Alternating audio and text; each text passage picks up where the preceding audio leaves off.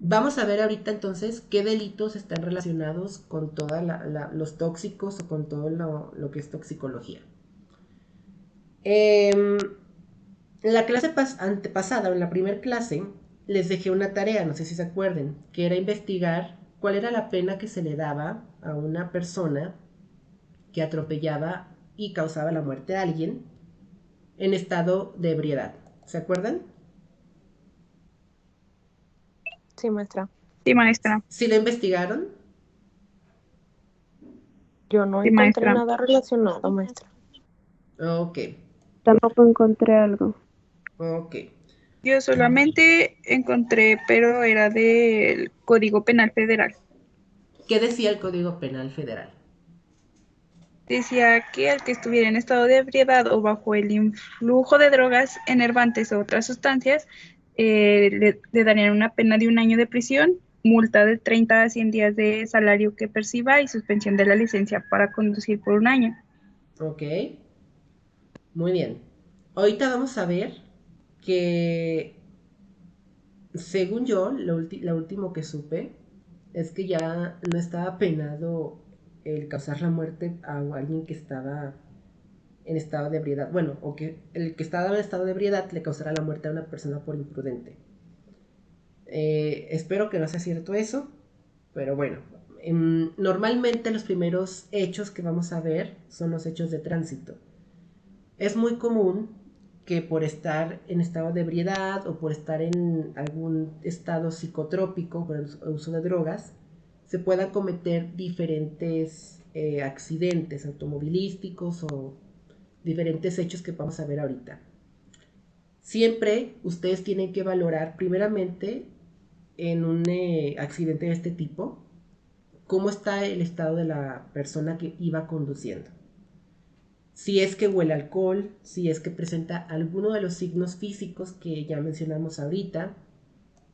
Y obviamente la primera prueba que se hace pues es el alcoholímetro. Ahorita vamos a ver cuáles son los valores permitidos de alcohol en sangre y a partir de qué valor ya se considera una persona pues intoxicada de alcohol.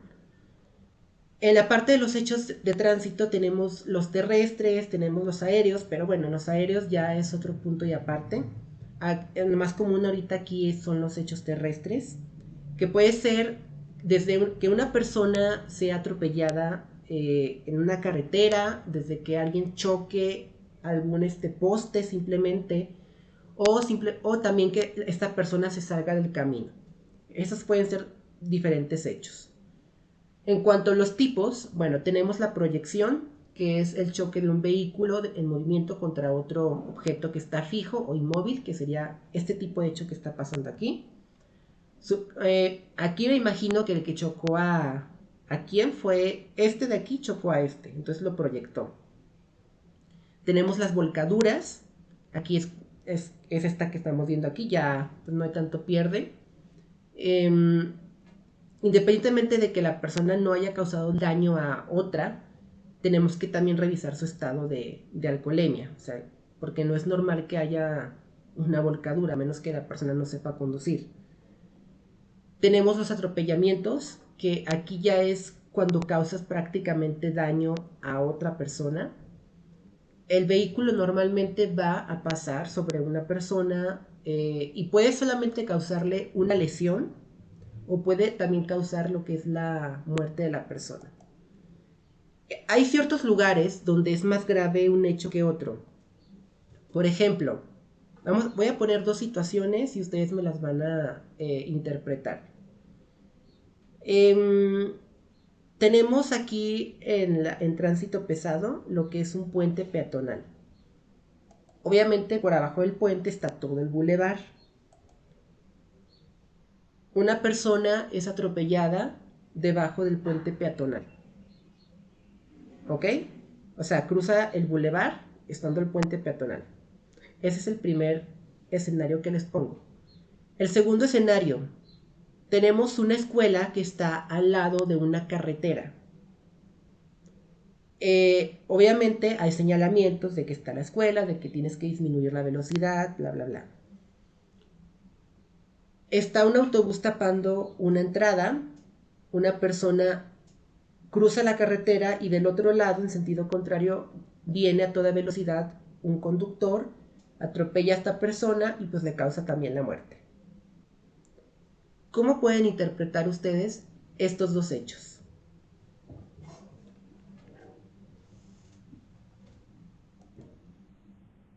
O sea, ¿cuál sería el más grave? ¿Quién tendría la culpa? ¿Contra quién se debería ir? En la primera situación del puente peatonal, creo que tengo entendido que después de cierta distancia de un puente que atropellan a alguien, pues sí es culpa del conductor, pero si en este caso, como fue debajo del puente, es culpa de la persona que iba pasando por no utilizar el puente. Ujú. Y en la de la escuela, creo que sería culpa del conductor porque si hay señalamientos de que de que hay una escuela cerca, pasan niños, se tiene que pasar con cierta precaución. Entonces, son diferentes consideraciones, si se fijan, las que hay que tener en cuenta. O sea, no podemos como irnos solamente con el que atropella o solamente o solamente apoyar al que está atropellado. Hay que ver también toda esa situación. Independientemente de la situación, el artículo 144 del Código Penal de aquí de Zacatecas establece que al que esté en estado de ebriedad, conduciendo o bajo la influencia del alcohol y se le compruebe, se va a imponer una pena de 3 meses a 1 año o una multa de 5 a 50 cuotas y suspensión de la licencia de manejo por 1 o 2 años. Esto solamente si no provoca un accidente, es decir, si la persona es detenida y se comprueba que está conduciendo en estado de ebriedad, esta va a ser la pena que se le va a poner. ¿Ok? ¿Sí, chicos? Sin que haya provocado un accidente, solamente por conducir en estado de ebriedad.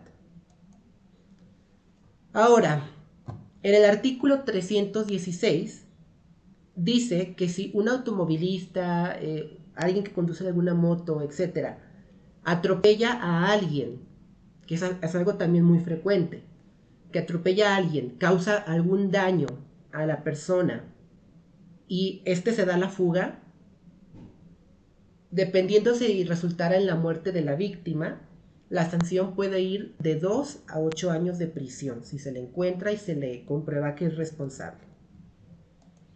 Eso es lo que nos dice ahorita el Código Penal actual aquí en Zacatecas con respecto al uso del alcohol en conductores.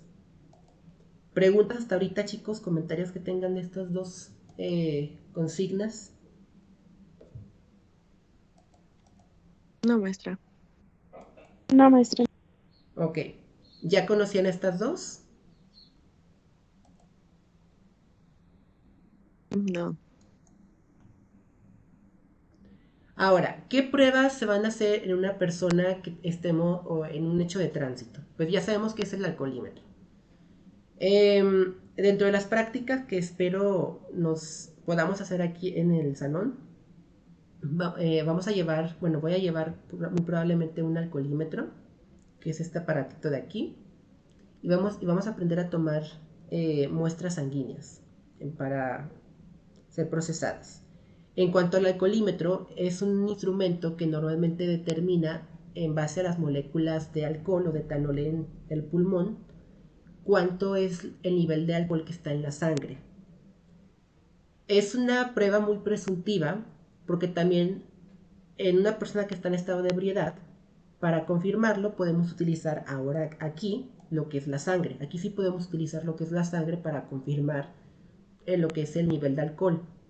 Porque es en el momento, o sea, la persona está intoxicada en el momento. Ya después, cuando está cruda, pues ya es otra historia, ya está consciente, como que pues ya no, como para qué. Pero al menos en esta parte sí podemos utilizar lo que es la prueba de sangre. En cuanto a los niveles de alcohol, esos son los niveles que normalmente tenemos en los alcoholímetros.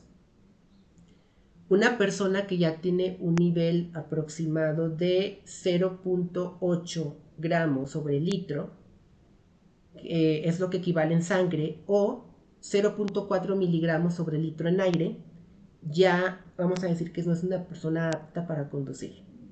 Alguien que ya tiene estos niveles en sangre y en el aliento, ya puede ser consignada con alguna de las penas que acabamos de ver ahorita.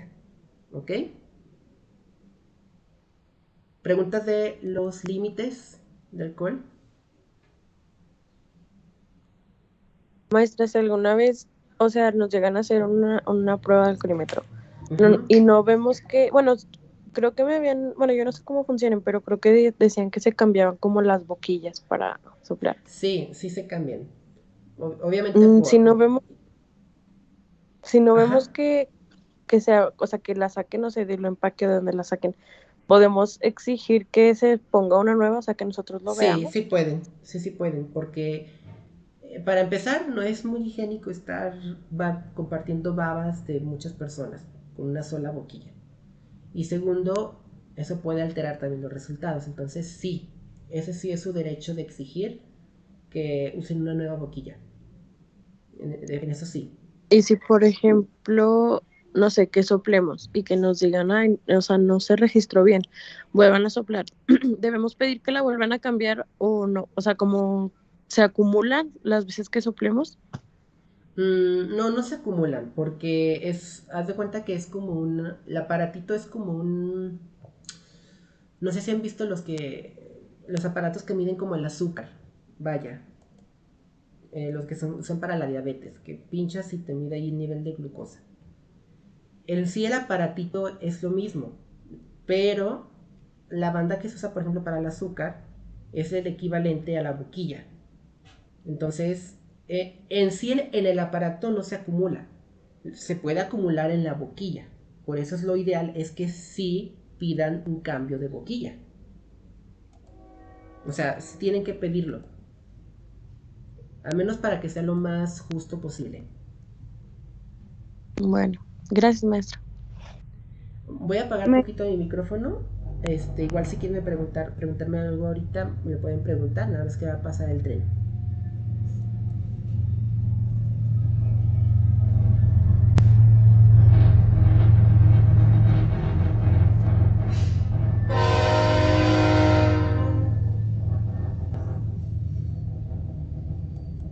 Adelante. ¿Alguien me iba a preguntar algo? sí, yo. Bueno, yo tengo una pregunta. Había leído alguna vez que, bueno, no sé si tenga relación con la pregunta que hizo Valeria, pero había visto que cuando te piden que le soples más veces al aparatito, como que va sumando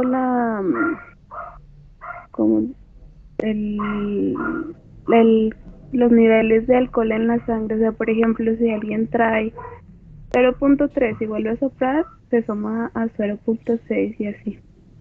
Ajá, es lo que le estaba comentando, que normalmente si tú le soplas a la boquilla te va a detectar lo primero que, ahora sí que soples. Sin embargo, mmm, en el aparato en sí, o sea, en este aparatito de aquí, no se va a acumular, o sea, no tiene esa capacidad de que se acumule por más que tú le soples. Pero si tú, esta parte de la boquilla sí hay que cambiarla, o sea, entonces, si por error o por lo que sea la persona te dice, ay, no lo detectó, porque tienes que volver a soplarle, pues tú estás en tu derecho de decir, sí, sí, le puedo volver a soplar, nada más cambia la boquilla. Porque realmente eso sí puede alterar lo que es el resultado. O sea, se acumula cuando, o cambia el resultado cuando se acumula en esta parte, que es la boquilla, en la parte de aquí. Pero en el aparato no, el aparato solamente detecta lo que está aquí. Ah, ok. Había entendido muy bien. Gracias, maestra. ¿Ok? Bueno, obviamente cada uno de estos niveles de alcohol en sangre, pues tienen ciertos efectos o se ven reflejados también en la persona. Un nivel, digamos, de 0.1 a 0.3 vamos a considerarlo como un nivel normal, donde la persona pues aún está sobria, no tiene como alguna alteración de la coordinación, de los movimientos, del juicio, todavía puede, digamos, conducir, vaya. A partir del 3 en adelante ya tenemos una intoxicación moderada, una pérdida al menos del juicio, del control, y ya es más propenso que alguien cometa un accidente por estar distraído a lo mejor. Del 9 al 2 ya la persona está ahora sí que completamente perdida en cuanto a las facultades mentales, ya no tiene mucha estabilidad emocional. A partir del 1.8 al 3 empezamos a ver ya lo que es la dificultad para caminar, todo lo que es el mareo, la dificultad del habla o cuando la persona ya empieza a arrastrar las palabras. Y una alcoholemia de 3.5 a 5 es ya básicamente un estado de coma en la que la persona puede entrar en coma si no se atiende rápido. Es, digamos, ¿cómo se llama? Una congestión alcohólica. Aquí ya vamos a decir que es una congestión alcohólica, donde probablemente si no se atiende, pues puede causar la muerte de la persona. Y por encima de 5 siempre va a ser una muerte por paro respiratorio en cuanto al alcohol. Esto es en la parte de los delitos de hechos de tránsito. Si se fijan, el Código Penal actual de Zacatecas solamente nos dice que si la persona abandona lo que es el cuerpo, pues va a tener la pena de 2 a 8 años, pero no nos dice nada acerca de si se queda a ayudar a la persona y aún así muere. No está como escrito en el código ese hueco, es un hueco legal que existe en esa parte. Tenemos otro tipo de delitos que son los delitos de investigación de origen sexual. Aquí normalmente les comentaba que es un poquito más complicado a veces encontrar el tóxico correcto porque los fármacos que utilizan las personas para cometer este tipo de actos desaparecen muy rápido del cuerpo. Probablemente al día siguiente ya no los encontremos en la orina o ya no los encontremos en la sangre. Tenemos dos tipos de hechos aquí en la parte de los delitos sexuales, que es la violación y el abuso sexual. ¿Alguien sabe cuál es la diferencia entre uno o el otro?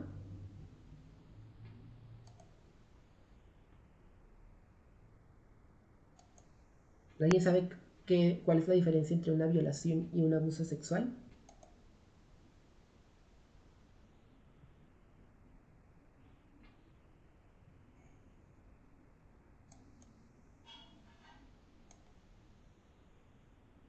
¿No?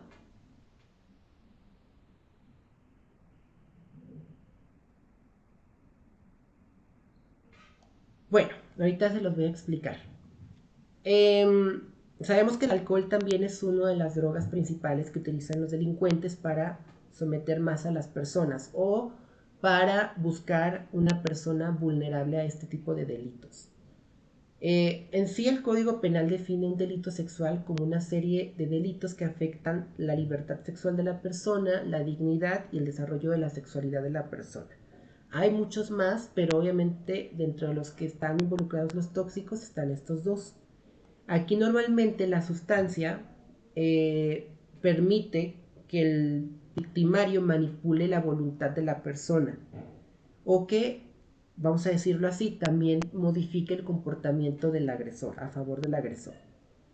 En cuanto al abuso sexual, este es un delito que se da cuando una persona tiene contacto de tipo sexual con alguien que no le ha dado el consentimiento. Sin embargo, no hay como la parte de la penetración, o sea, no hay como esa parte.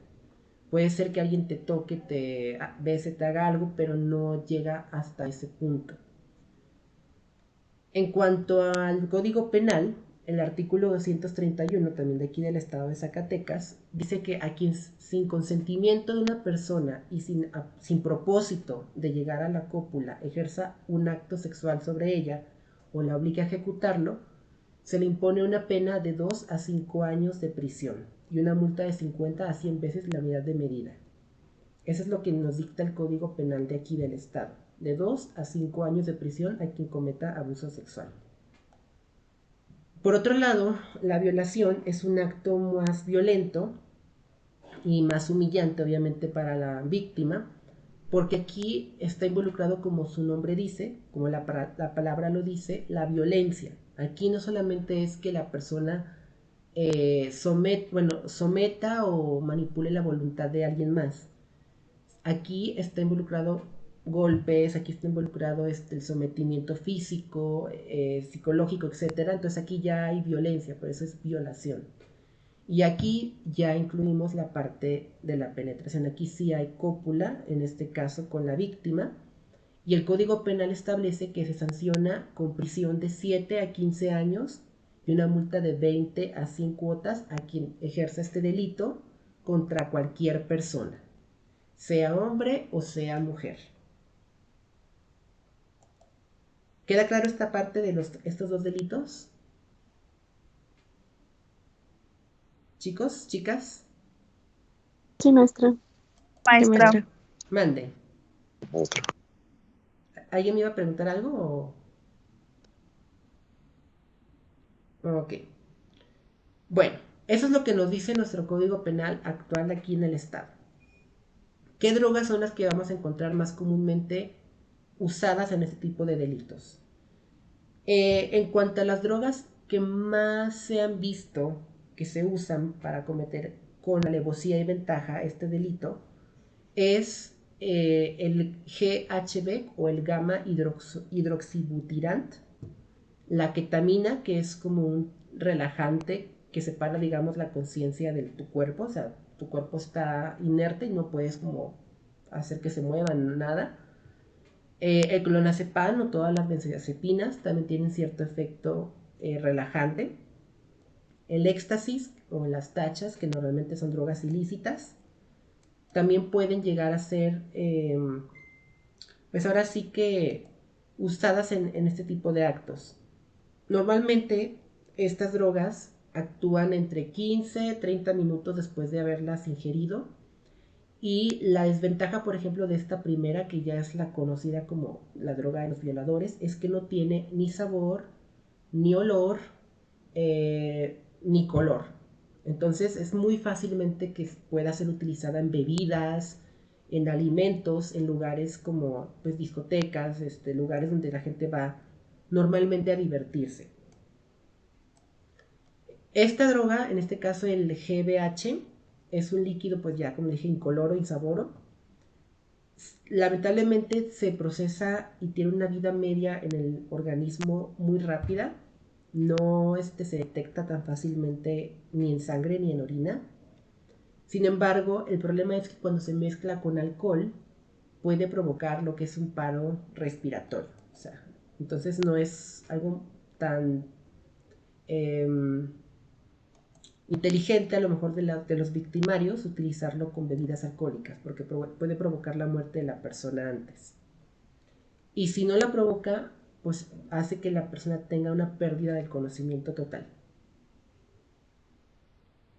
El éxtasis o las tachas pues actúan durante unos 30 o 60 minutos después de utilizarlas. Estas drogas normalmente lo que hacen es provocar euforia o tienen ese fin prácticamente, como estimular la parte del placer y la parte erótica en las personas. Su efecto dura unas 4 a 6 horas y estas sí se pueden detectar en la orina. Es muy fácil detectarlas en orina. Tenemos la metacualona, que es otro medicamento sedante de tipo hipnótico.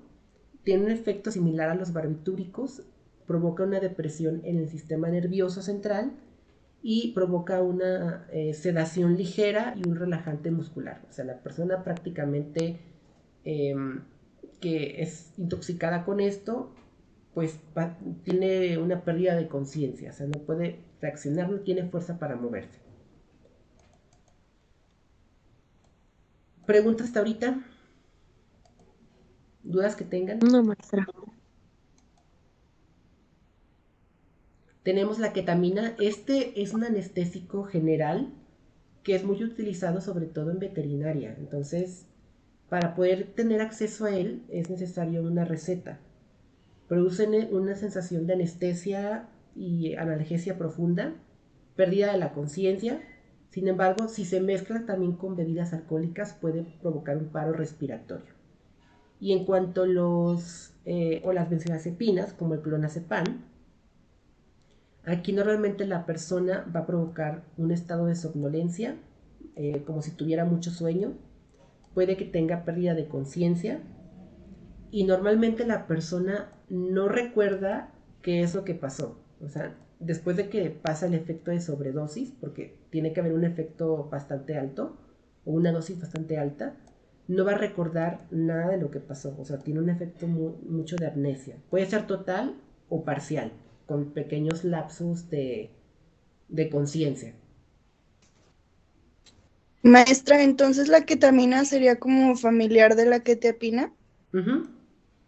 Sí.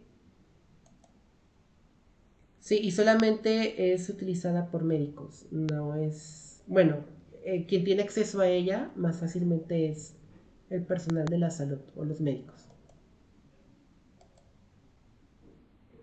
En cuanto a las muestras que normalmente utilizamos para una prueba o un peritaje por violación o por abuso sexual, están las pruebas rápidas, que son las que vamos a hacer en el salón, estas de aquí.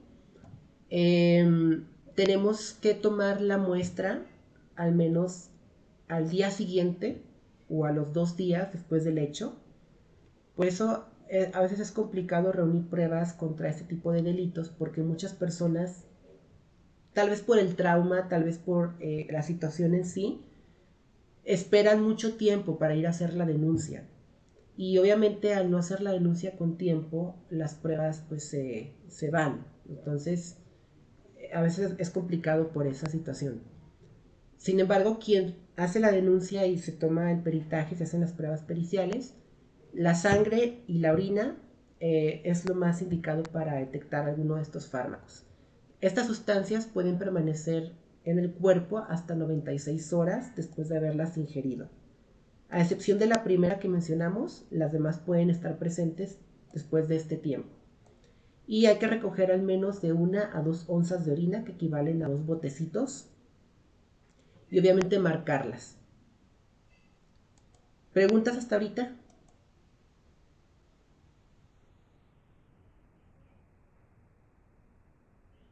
¿No? No, maestra. No, maestra. Ok. Ese sería el otro tipo de delitos en los cuales están involucrados los tóxicos.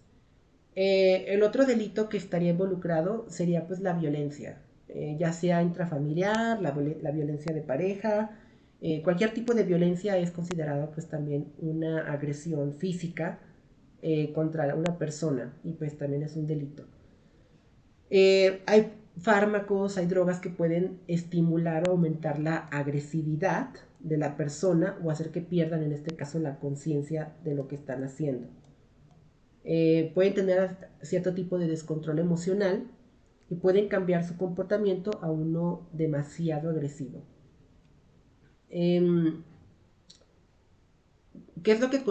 tipo de drogas o de fármacos pueden hacer que la persona pierda como este tipo de control en los impulsos?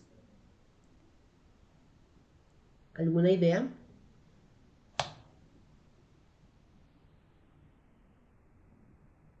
El cristal.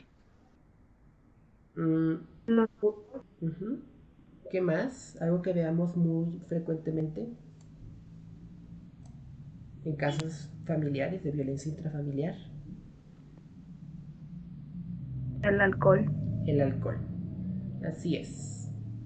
Son de las drogas más frecuentemente que están asociadas al tipo de violencia intrafamiliar.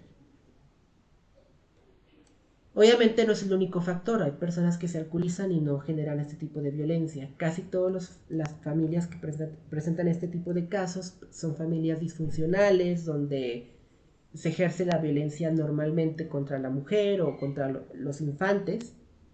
Y en el Código Penal establece que se interpone de 6 meses a 6 años de prisión a cualquier persona que cometa el delito de violencia intrafamiliar. Entonces esa es la pena que se les pone a las personas. Y el artículo 254 nos dice que la violencia familiar o intrafamiliar es el uso del poder de la fuerza física, moral, así como la omisión grave en contra de algún miembro o integrante de la familia. Esto con la intención de someterla y de dañar su integridad física, psicológica o sexual, independientemente de que pueda causar lesiones o no. Eso es lo que nos establece el Código Penal de aquí de Zacatecas. Chicos, ahorita creo que no sé por qué nos va a pagar la presentación, entonces les pido que vuelvan a ingresar al link en caso de que nos la pague en unos segundos. Sí, maestra.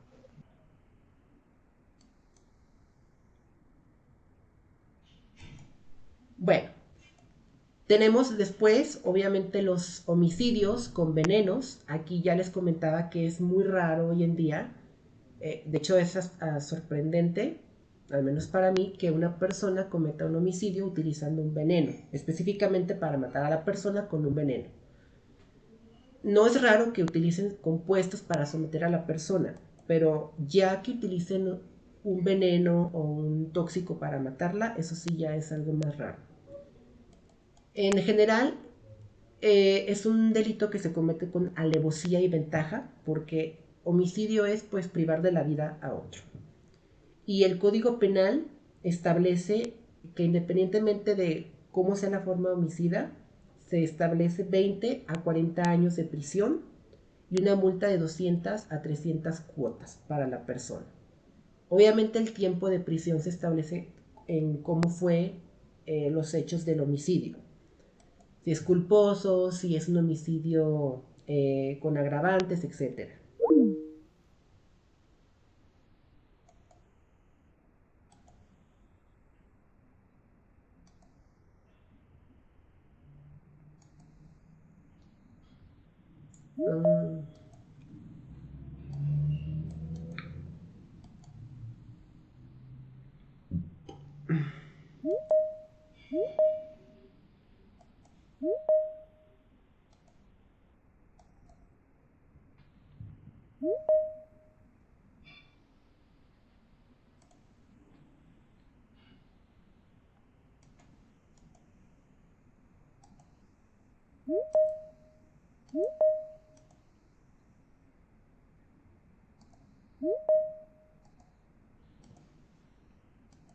Preguntas que tengan, muchachas, muchachos, ahorita los que van llegando. Dudas que tengan de los delitos asociados a los tóxicos. Maestra, lo de la imagen es lavanda. No, esto es una planta que se conoce como acónito. Y es una planta donde se puede destilar un veneno muy tóxico. Generalmente el veneno que sale de esta planta, que es una planta venenosa, puede matarte en minutos si tienes la dosis adecuada. Provoca un paro cardíaco. O en todo caso también puede Maestra, provocar parálisis. Mande. ¿y dónde es común que crezca ese tipo de planta? ¿En zonas boscosas o...? Esta planta es común bueno, normalmente esta planta es originaria de China, pues acá de Asia, pero es muy común que las personas la cultiven hasta en sus jardines. O sea, no es... O sea, obviamente hay gente que no tiene el conocimiento de que es una planta venenosa, la ven bonita y la cultivan en sus jardines. Y pues no requiere un clima tan frío. O sea, sí, por ejemplo, aquí en Zacatecas podría crecer fácilmente. O sea, no. Un clima templado, más o menos. Pero sí, también ya está aquí en América. Sí la encontramos en América. Bueno, ¿qué más nos dice el Código Penal con respecto a los homicidios por venenos? El artículo 297 nos comenta que al responsable de cualquier homicidio simple se le puede imponer también una pena de 8 a 20 años de prisión. El 301 nos dice que se entiende como homicidio, y a lesiones calificadas cuando el delito es premeditado con alevosía y ventaja. Todos los casos de envenenamiento siempre son con alevosía y ventaja.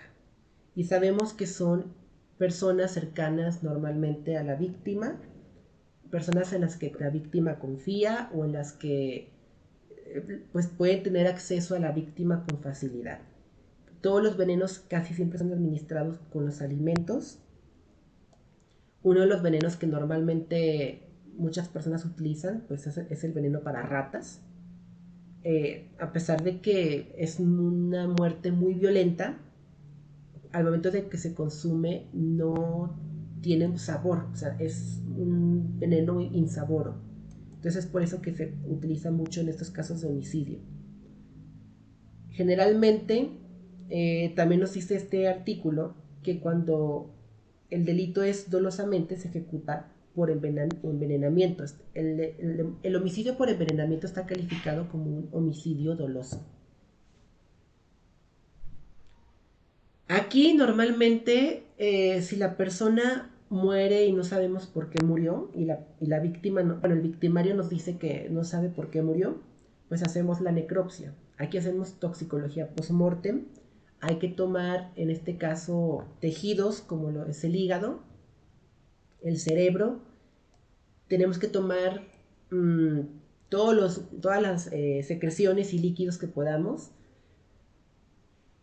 Hay que tomar, por ejemplo, orina, sangre, podemos tomar líquido sinovial de los ojos, podemos tomar también, en este caso, líquido cefalorraquídeo de la médula, todo lo que nos pueda ayudar a detectar el veneno. Pero principalmente en los órganos utilizamos hígado y el cerebro, es donde se acumula más.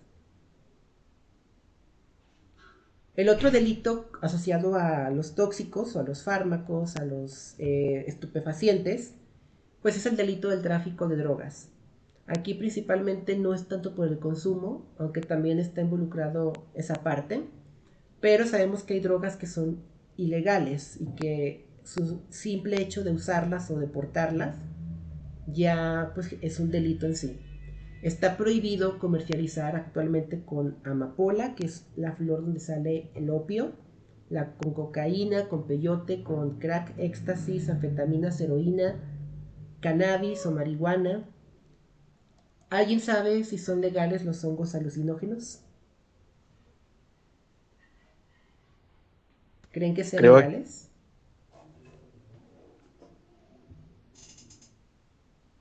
Sí, Jorge, ¿ibas a decir algo? que digo que aquí en México yo no sé que sean legales, pero en otros países sí, como Ámsterdam, así. Aquí en México los hongos no son legales. De hecho, también te puedes meter en un problema por portarlos si te descubren. No quiere decir que... O sea, yo siempre les digo, o sea, no... Pues cada quien puede decidir si quiere tener la experiencia. En Ámsterdam son legales los hongos y me parece que también la marihuana. La marihuana es legal en Ámsterdam. Aquí me parece que en México solamente se puede usar como tratamiento médico y no como uso recreativo. Pero sí, los hongos no son legales. Y curiosamente, los hongos alucinógenos no causan dependencia. No son drogas que causen como adicción o dependencia a la sustancia. Este delito es un delito que se encuentra en el Código de Salud Pública y está entre el artículo 368 y 377 del Código Penal. Para poder ser considerado una persona con este delito, tenemos que tener en cuenta que la persona haya o esté en posesión de drogas o sustancias ilícitas. Ya con que las tenga, pues ya está en el delito. Se puede agravar si las está vendiendo, así solamente las porta y las consume para sí mismo. Y además debemos acreditar que la persona sea también consumidora. Ya obviamente esto se hace con análisis clínicos y con un reconocimiento médico del legista. La pena para quien sea sorprendido con estos delitos es de 10 meses a 3 años de prisión y 80 días de multa. ¿Preguntas de los delitos asociados a estas drogas?